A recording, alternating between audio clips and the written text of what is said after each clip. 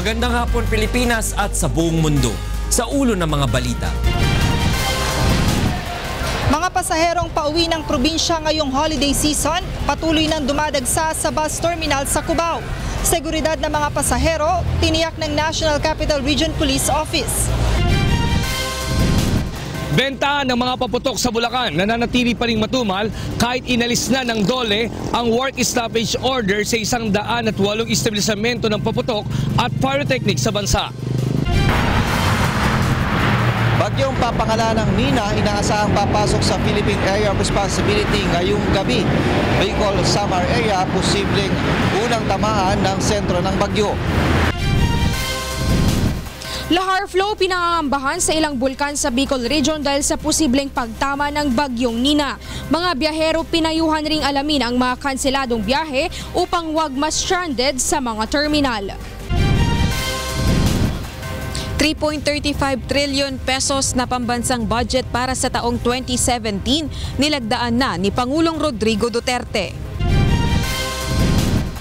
Idineklarang ceasefire ni Pangulong Rodrigo Duterte dapat igalang ng New People's Army ayon sa Armed Forces of the Philippines.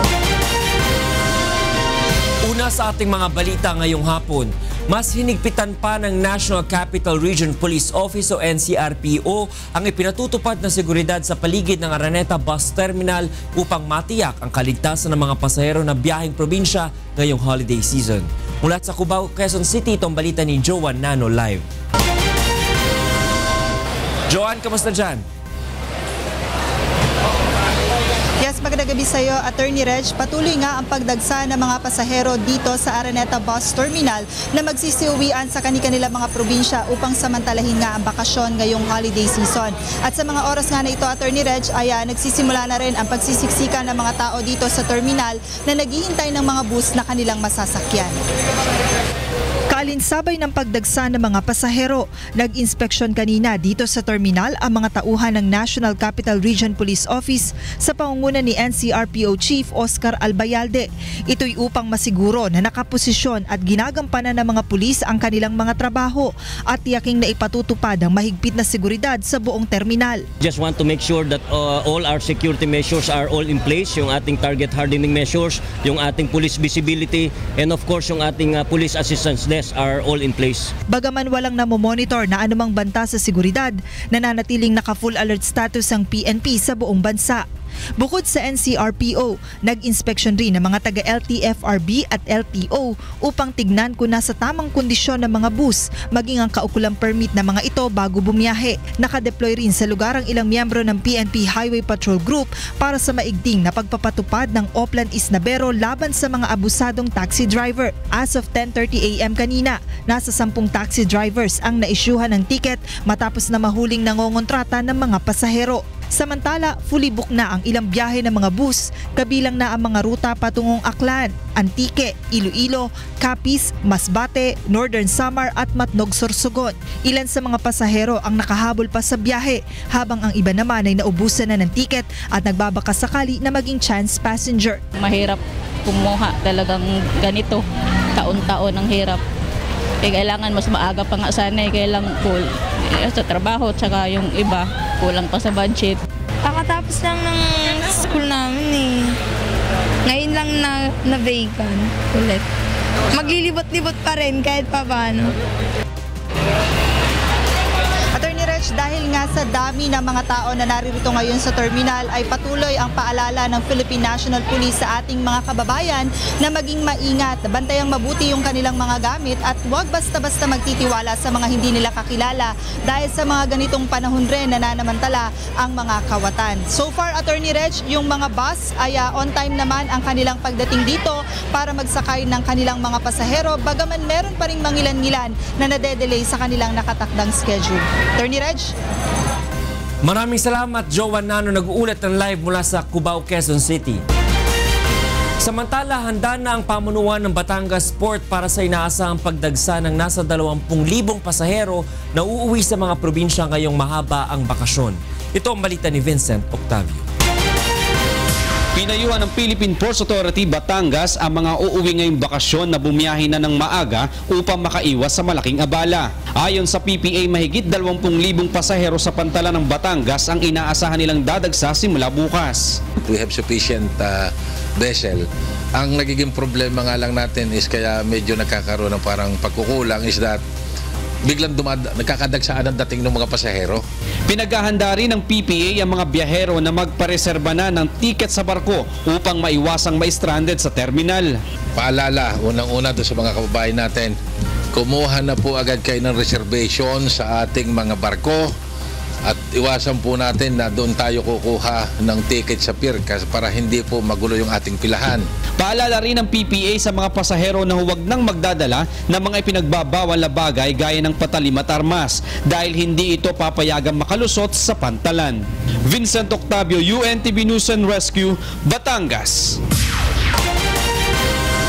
Matumal pa rin ang bentahan ng mga paputok sa Bulacan kahit inalis na ng Department of Labor and Employment ang ipinatupad na work stoppage order sa mahigit 100 fireworks establishments sa bansa. Ito ang balita ni Nestor Torres. Inalis na ng Department of Labor and Employment ang work stoppage order sa 108 establishmento ng paputok at pyrotechnics sa Region 6 at 7. Ayon kay DOLE Secretary Silvestre Bello III, na ibalik na ang mga lisensya ng mga ito matapos makakomply sa safety standard ng PNP, BFP at Occupational Safety and Health Center. Normal na yung operation. Pero meron pa rin caveat doon sa aking lifting of the wage stoppage order. Pero kasi hindi inspection, bagamat they can comply with the occupational safety standards, meron pa rin mga labor standards na hindi nasusunod. Kaya we also directed them that while we are allowing them to operate again, they should comply with these standards. Ngunit sa kabila nito, nananatili pa ring matumal ang bentahan ng paputok sa Bulacan. Kung dati, unang linggo pa lang ng Disyembre ay dagsa na ang mga mamimili, ngayon kitang-kita naman na halos lahat ng mga tindahan ay matumal pa rin ang bumibili ng paputok. Anila, malaki ang naging epekto sa kanila sa nangyaring magkasunod na pagsabog sa pagawaan ng paputok sa Santa Maria at 4 na tindahan ng paputok sa Bukawi na kinasawi ng 5 tao at ikinasugat naman ng 30 iba pa. Pagpasok lang po ng December, medyo marami na talagang tao na namimili na. Pero yun nga, yung etong taon na to, yung pagsabog dun sa Binyang First, yun ang parang apektado dito. Lahat ng mga fireworks na may mga negosyo na gano'n, talagang apektado kami. Kasi tindera din kami. Pagka Lunes hanggang Friday, yung paligaw-ligaw, wala, quitties. Wala na kasing gumagawa. Hindi ba pinahinto na nga? Walang masyadong gawa. Kaya medyo, syempre, nauubos yung mga paninda. Hindi sila nakapag-isak ng mga yari. Samantala, sako-sakong iligal na paputok naman ang nakumpiska ng mga otoridad sa isang pagawaan sa Barangay Pulong Buhangin, Santa Maria, Bulacan. Nakatakas naman ang may-ari nito na si Roberto Blas, 60 years old. Ito po ay isang illegal na pagawaan kung saan nakita natin dito, natuklasan natin ang napakaraming kemikal sa paggawa ng paputok. Ngunit ang mga finished product po na ating nakita doon ay ating kinumpiska at ito naman po si Roberto Blas ay malayo pa lang ang ating sasakyan ay tumakbo na, hindi na po nagpaabot sa atin. Sa ngayon, patuloy ang mahigpit na pagbabantay ng PNP sa mga manufacturer at dealer ng paputok sa lalawigan. Nestor Torres, UNTV News and Rescue, Bulacan. Muli namang iginiit ng Philippine National Police Explosive and Ordnance Division na lubhang delikado at posibleng nakamamatay ang paggamit ng malalakas na uri ng paputok. Ito ang balita ni Lea Ilagan. Sadyang delikado ang paggamit ng mga malalakas na uri ng paputok. Ayon kay Philippine National Police Explosive and Ordnance Division Director, Police Senior Superintendent Remigio Gregorio, nakamamatay ang mga paputok na may explosive content na hihigit sa 0.2 grams o 1/3 teaspoon. Kung malapit sa katawan mo at ma-injured ka. Kasi ang explosion ay meron tinatawag na blast effect, incendiary effect at saka fragmentation. Masusunog ka. Mas malubhaan niya mapanganib ito kung nakakabit sa matitigas na bagay tulad ng buhangin, pako o kahoy. Yung mga pira-pirasong kahoy, pako o buhangin, tumama sa iyo, magiging fragmentation yon. Muling nagpaalala si Gregorio na mahigpit na ipinagbabawal ang malalakas na uri ng paputok tulad ng Goodbye Philippines, Aldab, Goodbye Colombia, Coke in Can at malalaking trianggulo. Kabilang naman sa mga pinapayagan lamang na gamitin ay ang Judas Belt, Small Triangulo, Sky Rocket o Quitis, Bawang, Baby Rocket at iba pang kauri nito na hindi lalagpas sa 0.2 grams na pulbura. Habang tanging ang Butterfly, Fountain, Jumbo Regular, Losses, Roman Candle, Mabuhay, Sparklers, Trompilyo, whistle devices at iba pang pailaw ang papayagan sa mga pyrotechnics. Kaya naman paalala nito sa publiko, wag nang gumamit pa ng mga paputok ngayong holiday season upang makaiwas sa disgrasya. Leia Ilagan, UNTV News and Rescue, Camp Crame. Muli namang isasagawa sa Davao City ang Torotot Festival bilang alternatibong paraan ng selebrasyon sa pagpapalit ng taon sa halip na gumamit ng mga paputok. Ito ang balita ni Victor Cosare.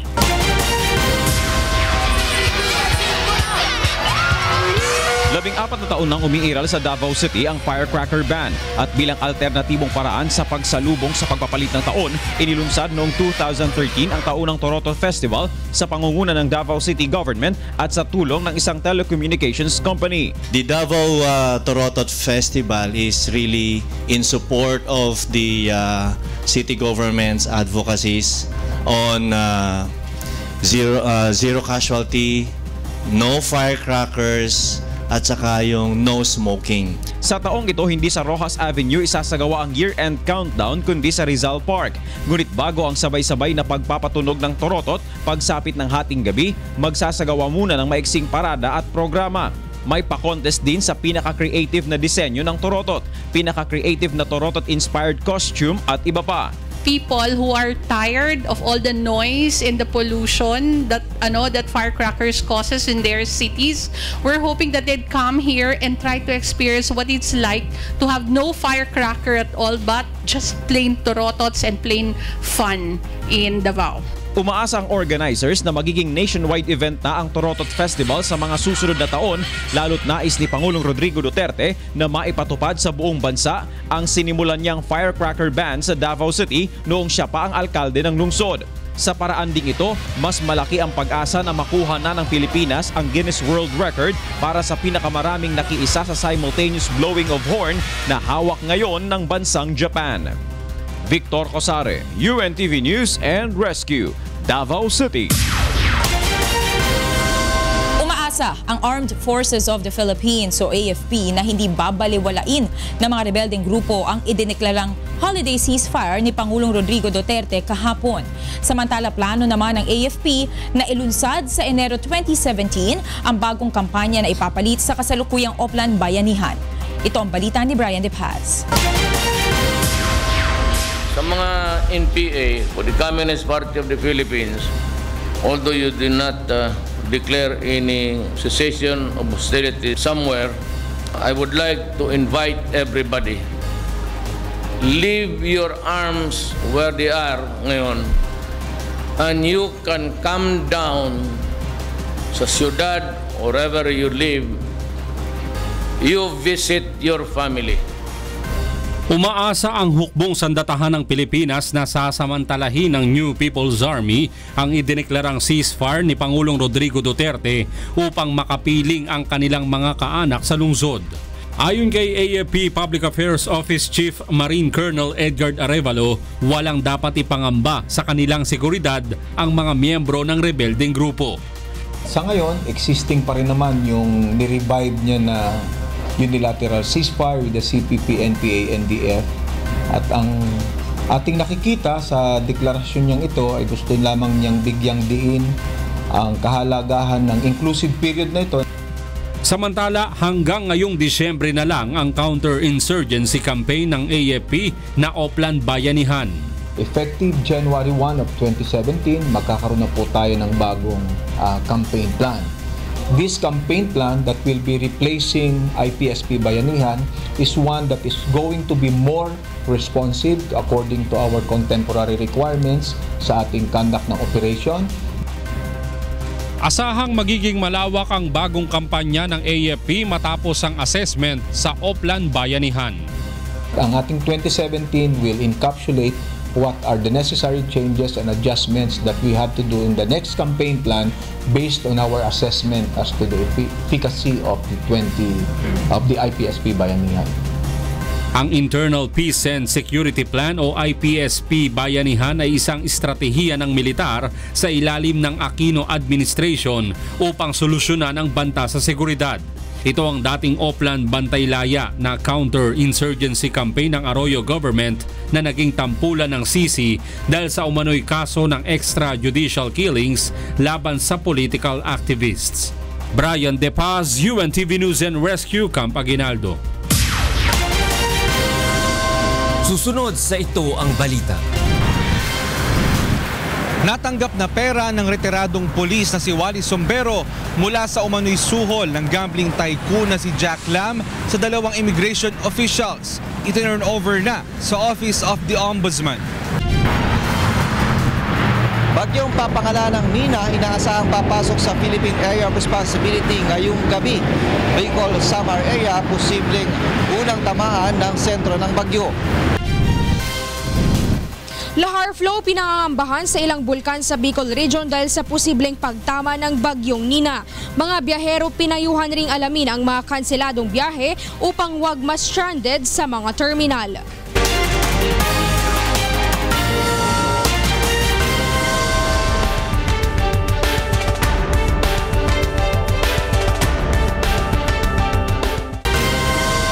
Pinangangambahan ang pagkakaroon ng lahar flow sa ilang bulkan sa Bicol Region dahil sa posibleng pagtama ng bagyong Nina sa bansa.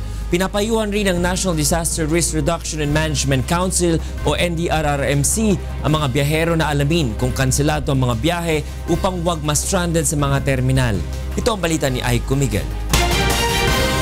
Inabisuhan na ng National Disaster Risk Reduction and Management Council ang mga local government unit at NDRRMC member agencies na maghanda sa pagpasok ng bagyong Nina mamayang gabi o bukas ng madaling araw.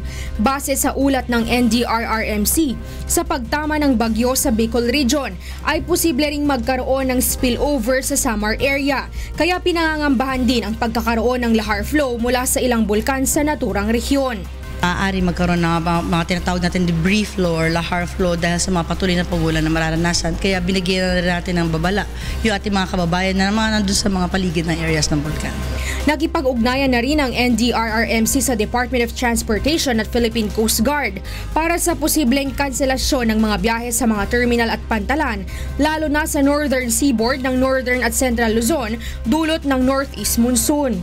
Inaasahan rin ang mas maalong karagatan ngayong Disyembre dahil sa epekto ng bagyo. Kung sila ay mayroong mga tickets, no, na baka inaasahan natin sila ay uuwi pa nilang mga pamilya, makipag-ugnayan na po sila ngayon pa lamang po.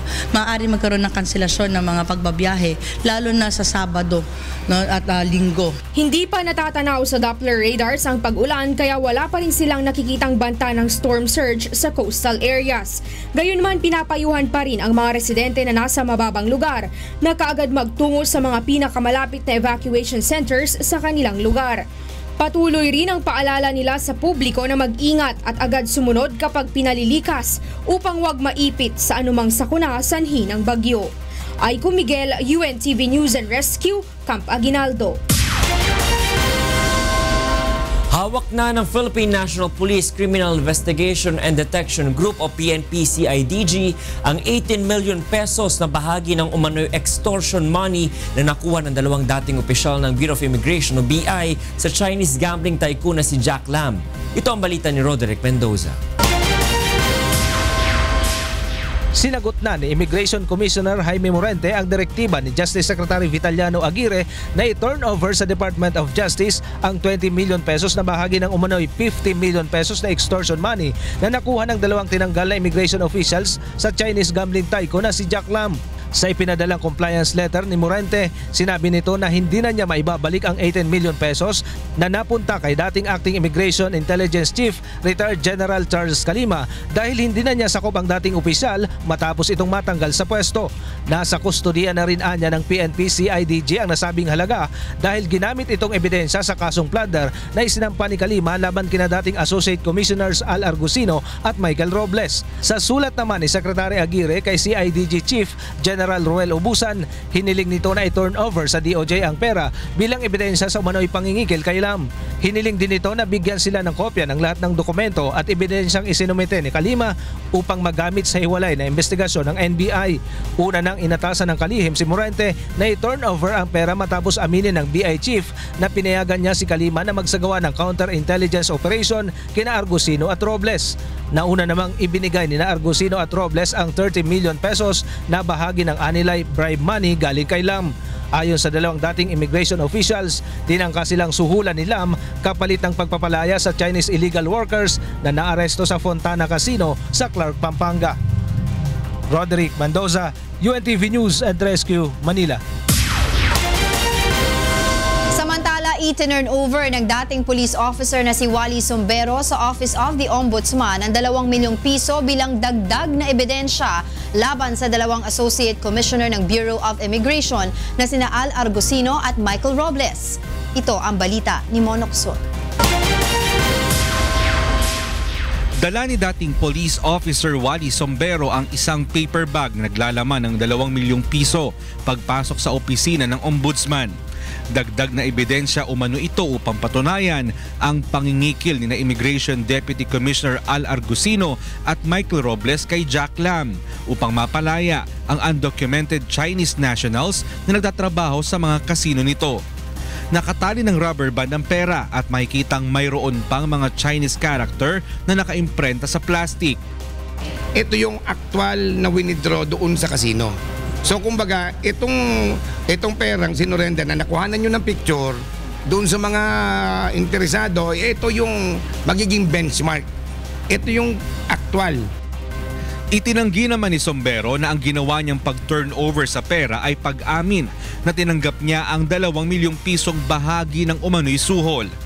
Iginiit niyang kinuha nila ni dating Immigration Intelligence Chief Charles Calima ang 20 million pesos mula sa kabuuang 50 million pesos bribe upang palakasin ang isasampang kaso laban sa dalawa.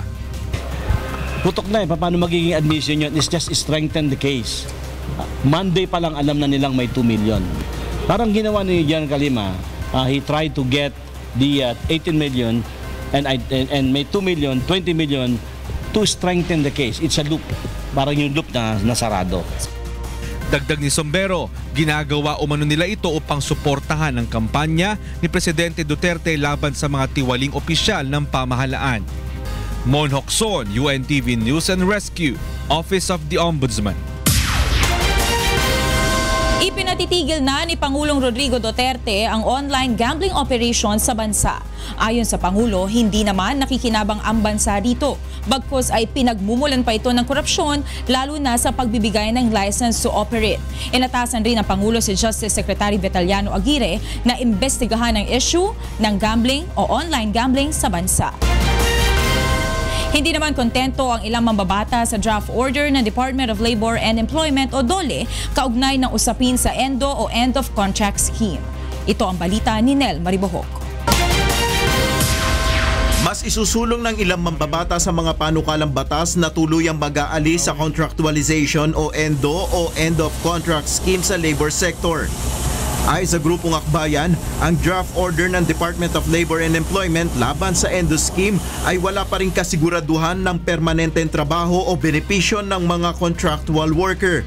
Kasi even the subcontractor, even if sabihin niya na i-regularize possibly yung kanyang worker, pero dahil nga sa nature ng subcontract na palaging merong fixed na term yung contract, so mangyari dyan, kahit supposedly regular siya, ay wala pa rin siyang matatanggap na regular benefits. No? Sa ilalim ng Department Order Number 30, bibigyan ng proteksyon ng mga fixed-term employee o mga contractual worker kung saan sa oras na matapos ang kontrata ng agency sa principal employer ay dapat mahanapan ng panibagong trabaho ang mga manggagawa sa loob ng 3 buwan. Tuluyan ring matatanggal ang mga hindi lehitimong kontraktor. Sa kabila nito, ayon kay Akbayan Representative Tom Villarin, mas tututukan nila ngayon ng ilang amyenda sa labor code na nakatakda ng talakayin sa lower house. Kabilang na rito ang kanilang proposed bill na kusan 80% dapat na manpower sa isang kumpanya ay mga regular employee. So in a given parang employer, at least minimum 80% ay regular. Yung 20%, yan yung pwedeng halimbawa, yung janitorial services. Yung mga serbisyo na, di ba, pwede namang parang yung nature niya hindi naman talaga direct and inherent sa isang negosyo. Ang party list groups na Bayan Muna Trade Union Congress of the Philippines ay nag-file rin ng kanilang bersyon ng panukalang batas. Ang House Bill 1208 na layon tuluyang magtatanggal sa endo at ang lalabag ay may kaukulang parusa. Gayun din ang House Bill number 4444 kung saan dapat na ang lahat ng empleyado maliban sa under probationary ay dapat gawing regular employee ng isang kumpanya. Una nang sinabi ni Labor Secretary Silvestre Bello III na nakapaloob na sa kanilang proposed department order ang pinakamabisang paraan upang magkaroon ng proteksyon ng contractual workers. Nel Maribuho, QNTV News and Rescue, House of Representatives.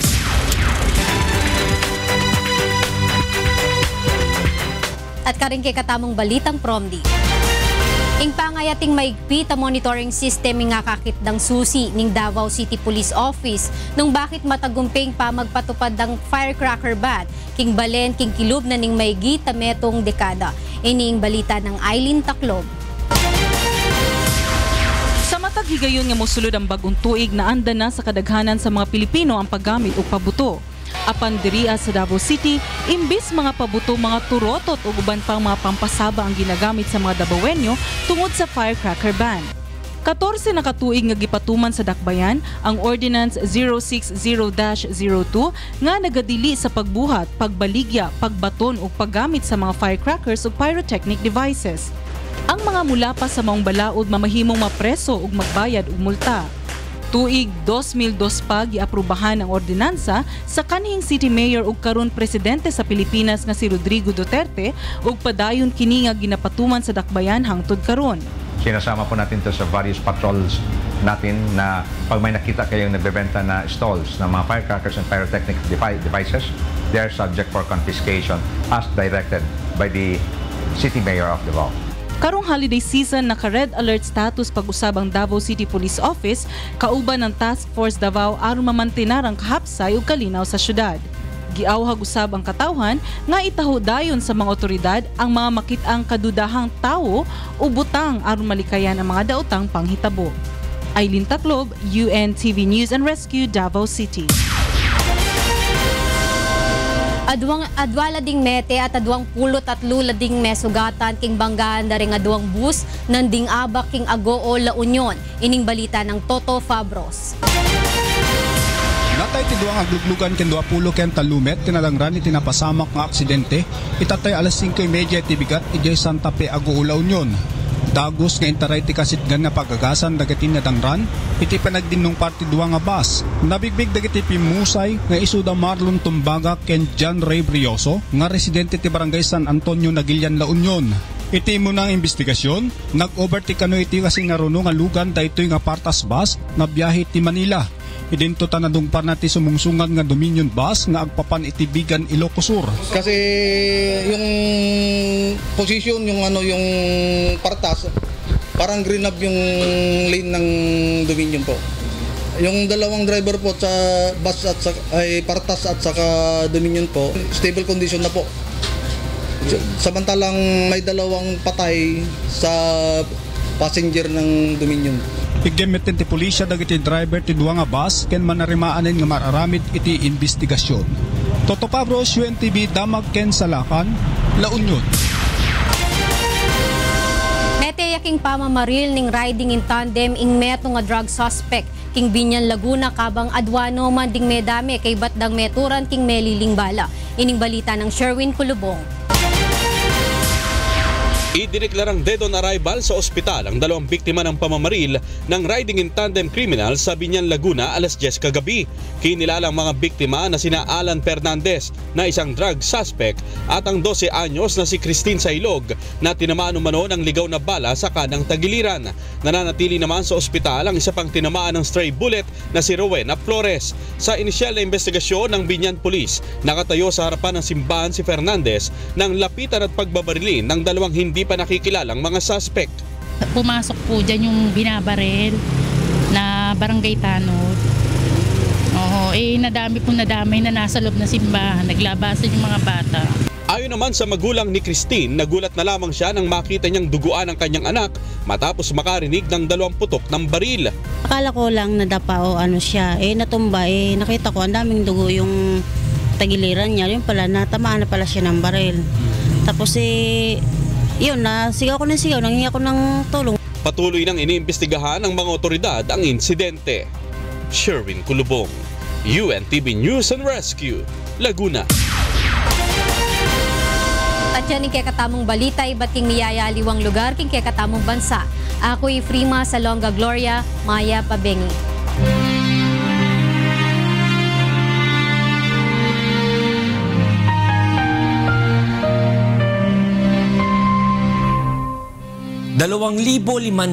at 86 na araw na po ang nakalipas mula na maganap ang malagim na Maguindanao Massacre.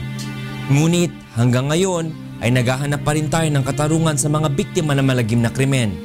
At sa tila madilim na hinarap ng kaso, hindi po bibitiw ang UNTV sa labang ito hanggang makamit ang katarungan hindi lamang para sa aming 4 na kasamahan, kundi sa lahat ng mga biktima ng karumal-dumal na pamamaslang. Susunod sa ito ang balita. 3.35 trillion pesos na pambansang budget para sa taong 2017 nilagdaan na ni Pangulong Rodrigo Duterte.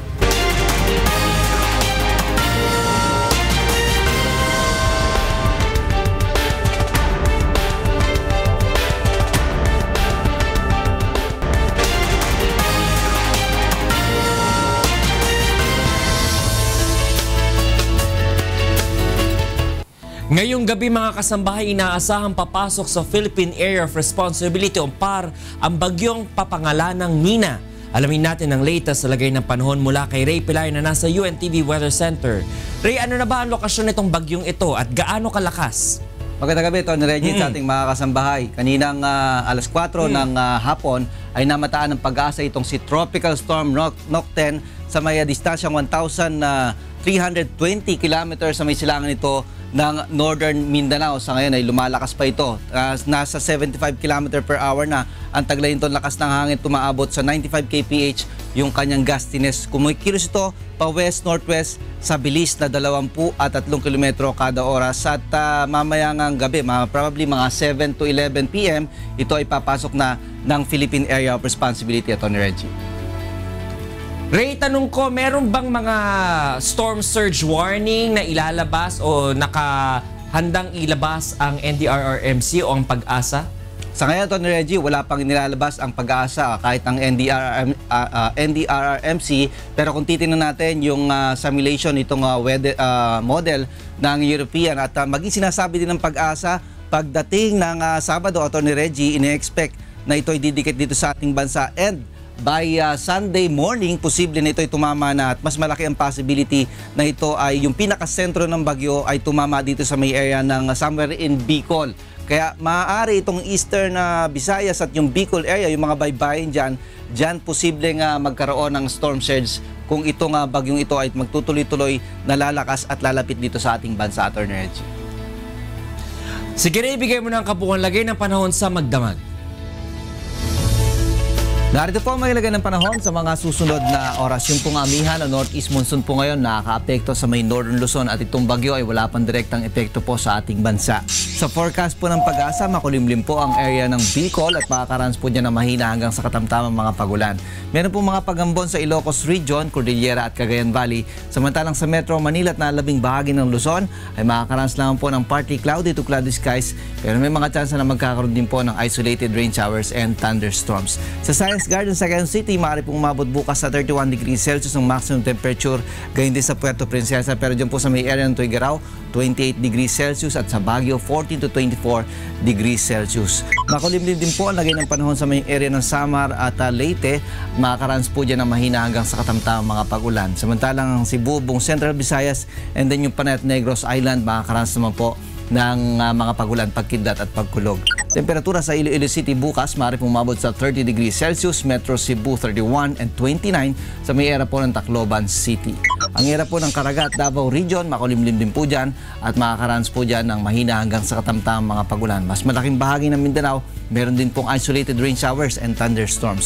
Sa Cagayan de Oro City, maaari pong umabot sa 31 degrees Celsius ang maximum temperature, gayon din sa Metro Davao and sa Zamboanga City hanggang 32 degrees Celsius. Samantala, ang ating pong sunrise, 6:17 a.m. at tinawang pong sunset, 5:32 p.m.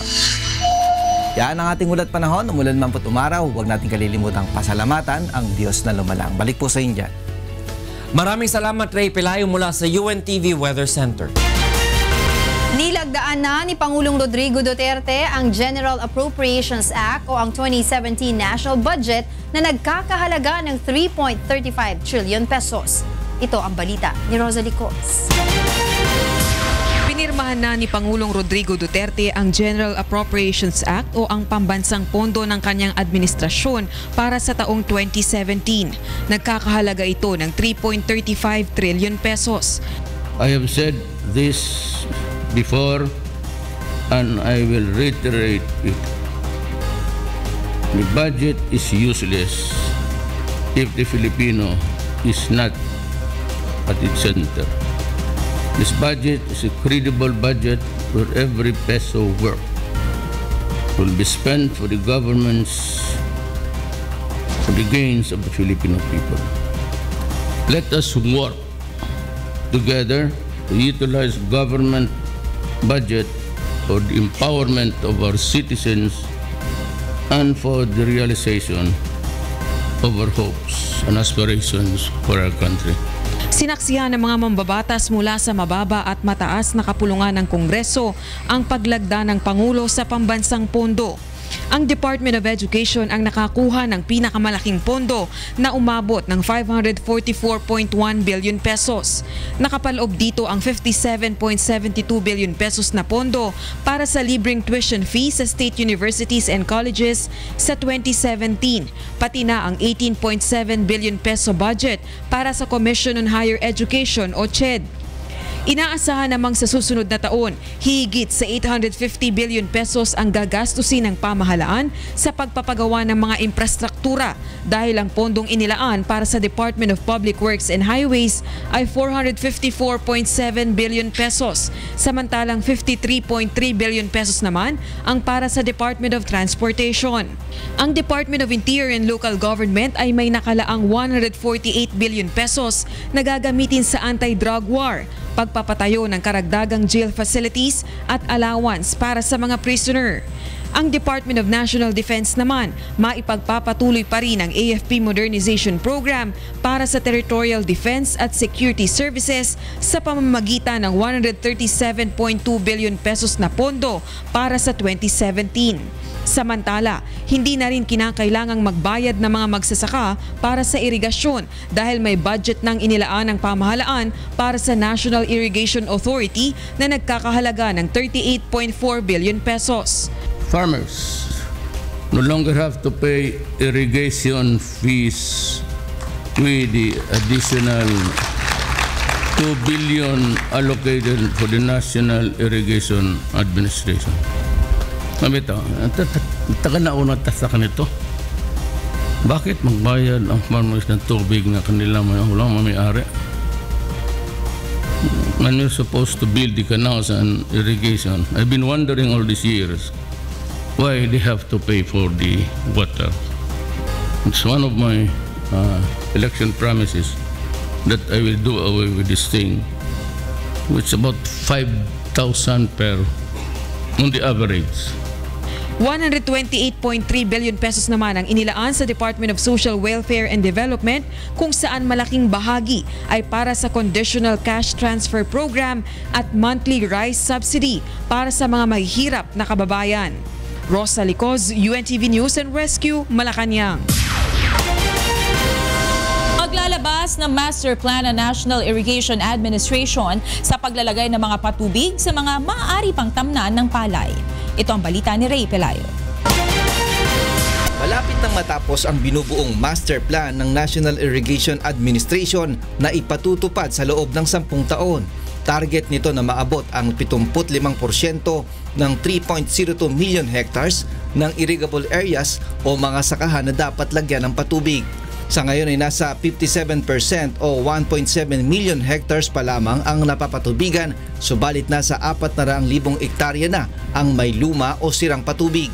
Paglalaanan ng 40 billion pesos kada taon o aabot sa 390 billion ang kabuuan ng programa. Makakatulong dito ang iba't ibang bansa gaya ng Japan at China. Yung ginagawa natin, restoration doon sa mga hindi na operable, rehab doon sa mga nasisira, at the same time opening new areas. Nagpaplano na rin ng iba pang mapagkukunan ng tubig ang NIA, subalit kung magtatayo man ng dam ay mas maliliit na lamang ito. As much as possible, if ever we undertake any dam project, dapat the least environmental impact, the least impact on our indigenous peoples.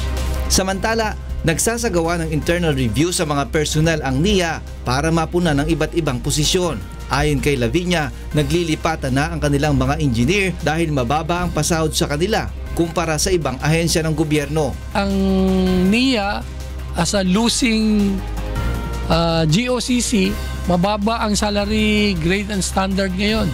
2012 level pa. So nawawala sa amin yung mga ating mga engineers. Ray Pelayo, UNTV News and Rescue, Quezon City.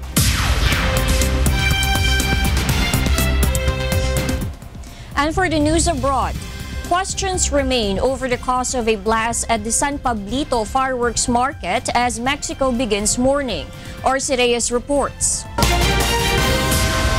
Los investigadores forenses buscaron en los restos carbonizados de un mercado de pirotecnia fuera de la Ciudad de México este miércoles para encontrar pistas para averiguar lo que causaron una serie de grandes explosiones que mataron a al menos a 32 personas, el tercer accidente terrible allí en 11 años. Decenas de personas resultaron heridas en el siniestro del martes en el mercado al aire libre de San Pablito, que estaba lleno de compradores. La oficina de la Procuraduría General del Estado inició una investigación diciendo que había 6 explosiones separadas. Los residentes del área todavía están tomando la tragedia y están cuestionando cuál será el futuro local. Directa o indirectamente pues nos dedicamos a esto, ¿no? Desde el tubo, desde cerrar el cohete, desde todo. Entonces si se acaba esto, se acaba todo, toda la economía de Tultepec. Yo siento que sí se debería de cerrar, porque la mera verdad. Por su parte, el presidente de México, Enrique Peña Nieto, expresó su solidaridad cuando asistía a una inauguración del hospital en Tlaxcala. 46 de los lesionados permanecen hospitalizados, mientras 18 de los muertos tienen que ser identificados todavía debido a la gravedad de sus quemaduras. Arci Reyes, UNTV Noticias y Rescate, América Latina. Meanwhile, in Germany, police are looking for an asylum seeker from Tunisia after finding an identity document under the driver's seat of a truck that plowed into a Berlin market, killing 12 people. The Federal Prosecutor's Office offered a reward of up to 100,000 euros for information leading to the capture of the suspect, identified as 24-year-old Anis Amri. Amri's father and security sources said that he had left Tunisia 7 years ago as an illegal immigrant and had spent time in prison in Italy. Authorities say that a Tunisian appeared to have arrived in Germany in July 2015 to seek asylum, but his application was rejected. Die Sicherheitsbehörden haben ihre Erkenntnis und ihre Informationen zu dieser Person im gemeinsamen Terrorabwehrzentrum ausgetauscht, zuletzt im November 2016. Das LKA Nordrhein-Westfalen initiierte beim Generalbundesanwalt schließlich ein Verfahren wegen des Verdachts der Vorbereitung einer schweren staatsgefährdenden Straftat nach 89a. Der Berliner Generalstaatsanwalt führte die weiteren Ermittlungen. And in the U.S., President-elect Donald Trump extracted a promise from Boeing Company's chief executive on Wednesday that the cost of replacing Air Force One would not exceed $4 billion. Trump met with chief executives of two defense companies he has made an example of since his November 8 election, sending defense shares tumbling with his complaints about projects he said are too expensive. Trump, who takes office on January 20, has vowed to address government procurement costs as part of his industrial policy, which also includes taking a hard line on Chinese trade practices and renegotiating multilateral deals. And those are the stories making headlines from around the world. I'm Darlene Basingan. Good evening. Mag-happy weekend ka na. Happy Thursday muna. Ayan na. Galing. At least nakaano siya. Oo. Pag ganun ba yan? Bukas ako na. Hindi, bukas happy weekend. Bukas ito ang happy weekend. Okay lang yan. May mga kanyang araw talaga. I know how it feels. At yan po ang naging kabuuan ng ating balitaan ngayong gabi. Aming inilahad ng buong katapatan kung paano namin nasaksihan. Kayo'y makapagtitiwala ng aming nakita at narinig ang aming ibinabalita. Magandang gabi.